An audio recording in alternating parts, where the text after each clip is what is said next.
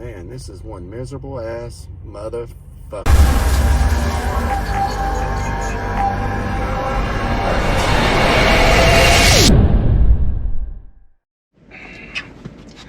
What's up, everybody? I'm going to make a video. It's February 11th at about 9 a.m. in the morning, and I'm still here in Connecticut, the cursed earth, the great white death. This place is something else. And it snowed again last night.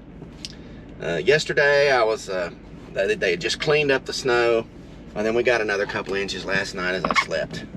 Man, back home in Georgia, everybody would be in a tizzy. They'd be in a panic. They'd be dying, rolling over, wailing and screaming, gnashing their teeth, scratching their faces, because there's 2 inches of snow on the ground in Georgia. Oh my God, these people up here, it's every day to them. So we're a bunch of candy asses.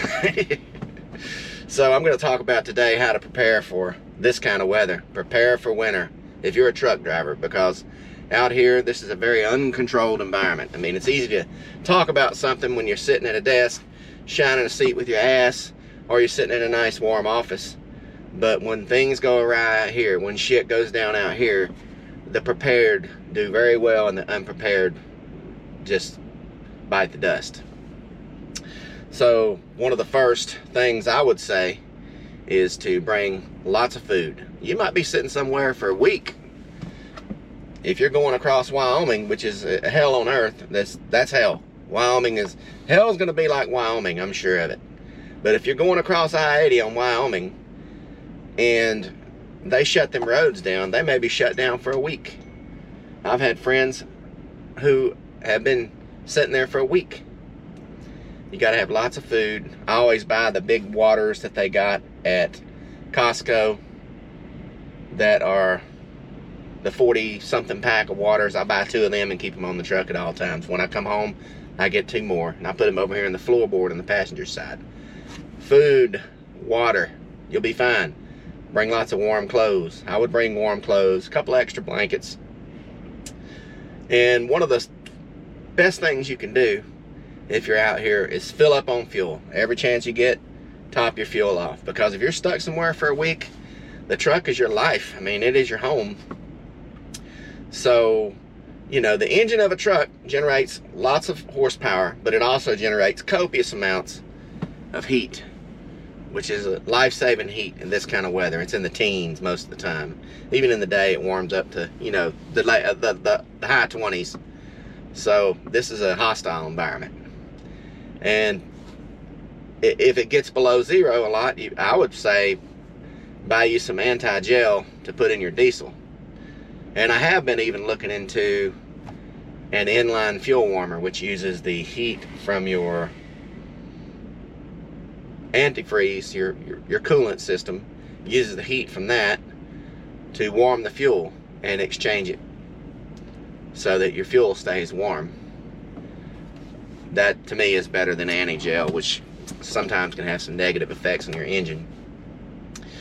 There's a video on YouTube where a guy takes 5 or 6 different kinds of anti-gel and he pits them against one another, you know, as far as cetane boost,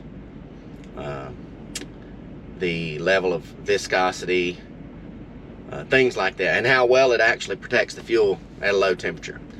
You would watch that video, you'll learn a whole lot. Snow chains. Now, I've got an old adage, I never put on snow chains to go get into trouble. But sometimes you may need to add snow chains to get out of trouble.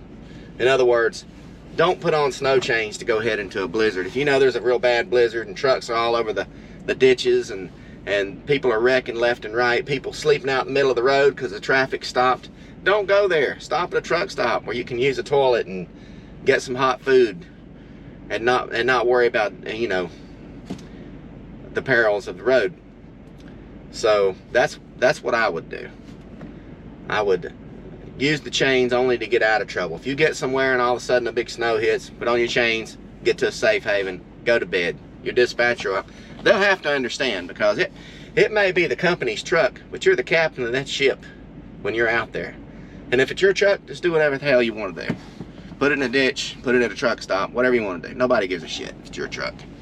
But like I said, if you're a company driver and you're dealing with a dispatcher, remember that dispatcher, he's sitting at the desk.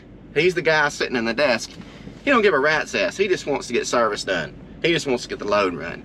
He don't know your situation. You are the captain of that ship, you know, so you do what's safe for you. Oh, another tip I want to tell you, and I learned this just 7 or 8 years ago. Thank you, David Beasley, a friend of mine. We were on a truck together, and we were somewhere in Mississippi, and there come a great snowstorm. I mean, terrible snowstorm. Ice about 2 inches thick everywhere. And we parked at a truck stop, and I noticed that the next day people were out there beating on their trailer tires because they were froze up. And then when we got ready to leave, I said, I bet I'm gonna have to get out there and beat on them trailer tires to get us out of here. And David said, no, we're not gonna have to do that. He said, I left the trailer brakes aired up all night, so we'll be fine. And I'm like, wow, that's a brilliant idea. I never thought about that, but now I know. And when I go to places like this where things can freeze real quick, I always keep my trailer brakes aired up all night. That way it keeps them from freezing. That's a great tip, and it can save you hours of beating on. I seen a guy when we were there in Meridian, Mississippi. I watched a guy beat on his trailer brakes for hours, and he still didn't get them unstuck. So this one tip: leave your trailer brakes aired up at night. After all, your trailer brakes aren't for parking. I noticed that there's actually, I'll put a picture right here. It says across the paddle there, not for parking. So you should leave them things aired up when it's cold like this. When it's not cold, who cares? Evacuate them, let them go. All right, folks, that's a long enough video. I mean, I'm sure there's more I haven't covered.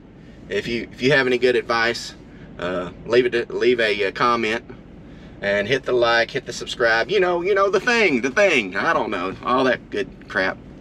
And have a great day. And remember, nothing out here is worth risking your life. So stay safe, get home. I'm Carl. Till the next time.